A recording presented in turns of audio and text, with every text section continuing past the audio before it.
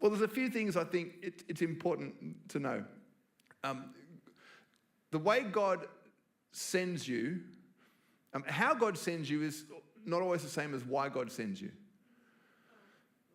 If you think about the current position you're in, if I relate this to me, the position I'm in right now, I'm lead pastor of Hillsong Church, Australia.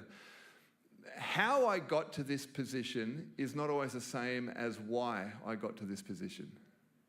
And I take great comfort from stories like this because it doesn't really matter what is happening to get you to where you've got to go, does it?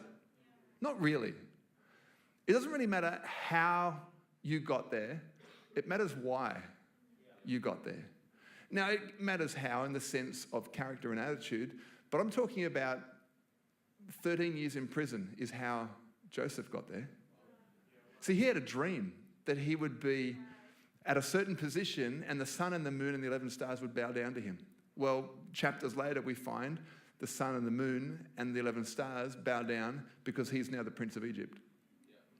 So how Joseph came to that position was through jealousy, it was through rivalry, it was through betrayal, it was through slavery, it was through imprisonment, it was through a whole lot of things where he was unjustly done by.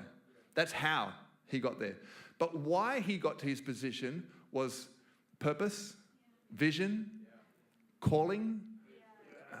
Actually, at the end of the day, it was God's providence for the world. God was trying to save a whole lot more people. You know, sometimes you have to go through a low pit in order for God to get to a place where he's trying to save everybody.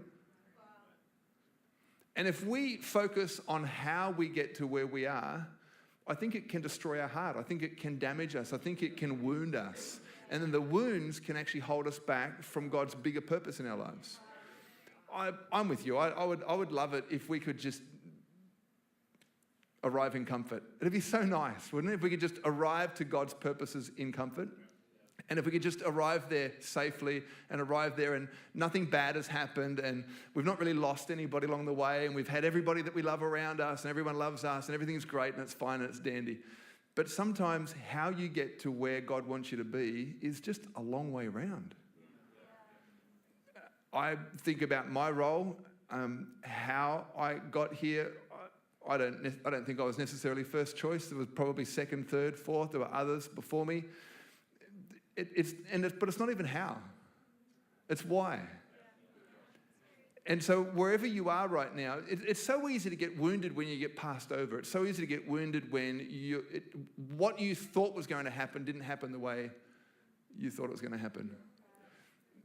There's detours that happen on our journeys. There's things that go wrong. There's things that don't happen the way that we thought they were going to happen. God tells us one thing and gives us a glimpse of the future, and we fill in the blanks. And then when it doesn't happen the way we created the journey, we get really upset about how. When if we could stay focused on what he's showing us and why he wants us to be where he wants us to be, then how doesn't really matter that much. I think one of the people in the New Testament that exemplified this the best would be the Apostle Paul. He knew, people were trying to warn him that what was ahead. And he said, the Spirit of God has already warned me that what lays ahead of me is persecutions and danger and all these people are out for me. And I know that all this destruction awaits me, but I know that I have to get to Rome because God's already shown me. I have to get there to preach to the emperor.